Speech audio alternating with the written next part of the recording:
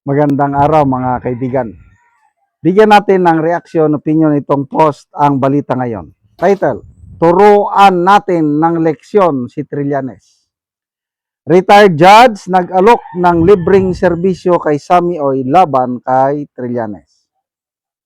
Umani ng atensyon online ang pahayag ng isang retired judge. Matapos nitong tahasang depensahan ang Davao-based businessman na si Sammy Oy laban sa mga aligasyon ni dating Senador Antonio Trillanes IV. Sa isang Facebook post, iginiit ng retiradong hukom na si Judge Antonio Lubao na walang basihan ang mga paratang laban kay Oy, partikular na ang pagkakadawit umano dito sa illegal na pulburon. Ayon kay Lubao, matagal na niyang kilala si Oy, mahigit 25 na taon, at wala umano siyang naririnig na anumang negatibong impormasyon tungkol dito. I have known, sabi ng judge, I have known Sammy Oy for more than 25 years already.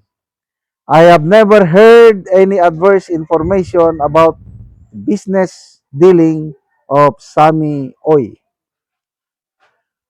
Dagdag pa niya, bilang dating hukom sa Regional Trial Court mula year 2000 hanggang 2015, tiyak umanong may babala na sana niyang natanggap kung totoo ang aligasyon sangkot si Oy sa pulburon. Had Sammy Oy had been a pulburon dealer, surely I would have been warned, but I never heard anything adverse against him. Binigyan din ni Lubao ang personal niyang pagkakakilala kay Oy, hindi lamang bilang negosyante, kundi bilang isang taong tumutulong sa kapwa.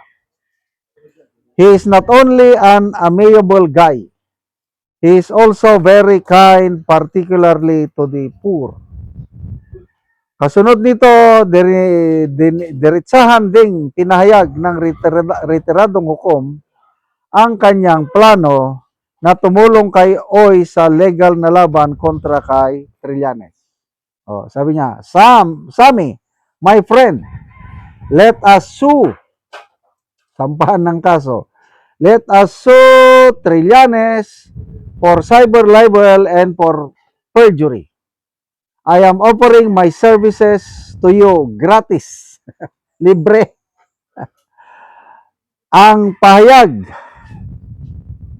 na ito ay lumabas matapos akusahan ni Trillanes si Oy sa isang pagdinig sa House Committee on Justice kung saan iniuugnay umano ang negosyante sa illegal na gawain, kabilang ang umano'y pagbibigay ng pera sa mga kilalang personalidad. Sa ngayon, wala pang opisyal na pahayag mula kay Trillanes hinggil sa hamon sa kaso, habang patuloy namang pinag-uusapan online ang matapang na panindigan ng retiradong hukom at posibleng illegal na banggaan ng dalawang kampo. Salamat po, retired Judge Lubao.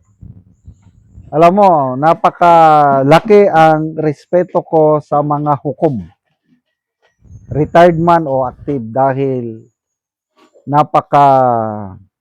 yung buhay na buhay pang ating hustisya. Karamihan sa mga hukom, obserbasyon ko lang ito, is hindi nabibili ng pera. Hindi nadadala sa impluensya. Although, meron din siguro, mangilan-ilan, kailang mabibilang mo lang sa kamay. At the fact na isang retired judge, dumipensa kay Sammy Oy, malaking bagay yan. Ang una kong narinig o nabasa na depensa kay Sammy Oy, Mr. Sammy Oy, ay itong si dating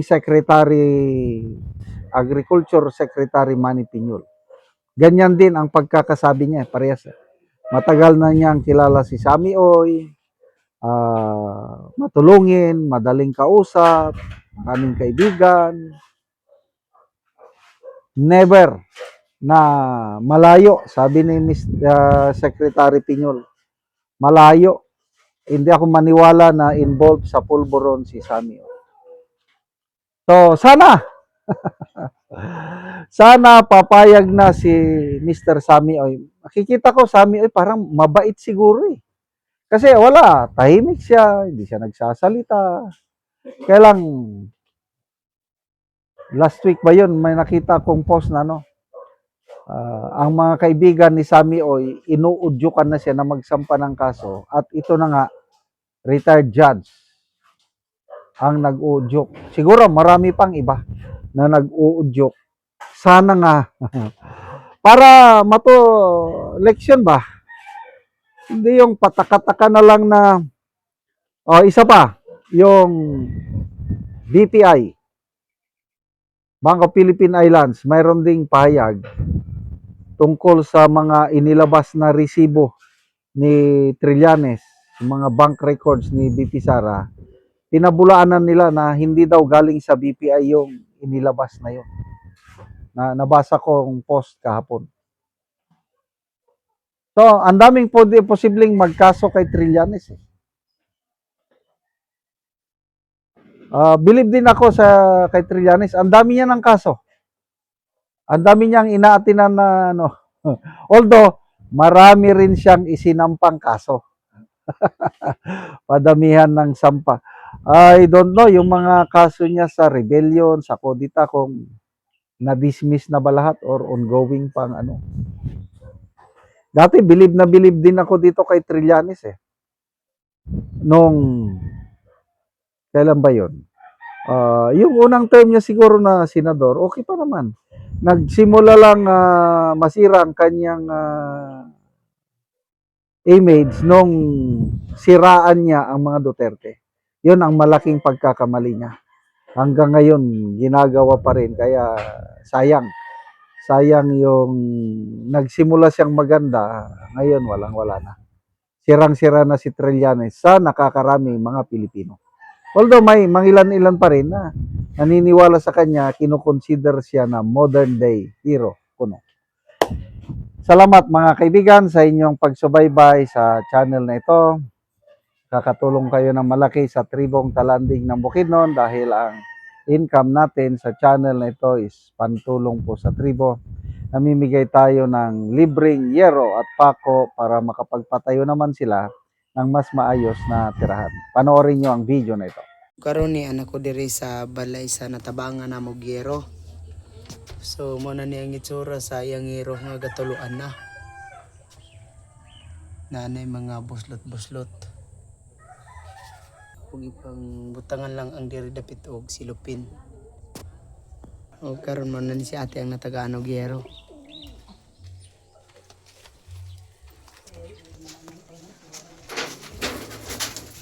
Nani ang ilang balay. O karon te pila na ni katuig ang imong balay nga inana nang itsura nga nabuslot-buslot na tuluan akong bulan. Ragwalo na ni katuig ang among sin nga di ka kailisan. Oo. Salamat sa naghatag sa amo, sa mga vlogger, sa ilaa, sa among mga kuan, nagtabang sa amo nga makahatagan mi og sin. So nga naman te sa gidugayon na nga walo na katuig ang inyong ato wala gid mo nakapuli.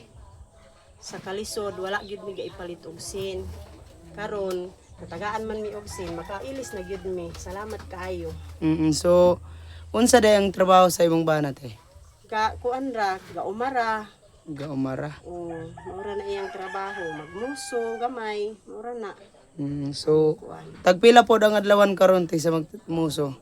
Tag 200 ra. Tag 200 ra. So isa lang ka tao ang magtrabaho. Isa ra. So naa pa ka estudyante te? Naa tulo. Tulo. So unsa na yung mga grade? Grade 11 ang isa, grade 8 ang isa, o ang isa grade 4. So ang inyong kwarta makulang pa gyud sa Makulang pa. Kay daghan man among kuan kinahanglanon. So salamat kaayo. Salamat po sa Ginoo sa pagtabang sa amo sa amo sa mga tao nga nagkuan sa amo, nagiya nga mo hatagan mi og kinabangasin. Salamat. Salamat.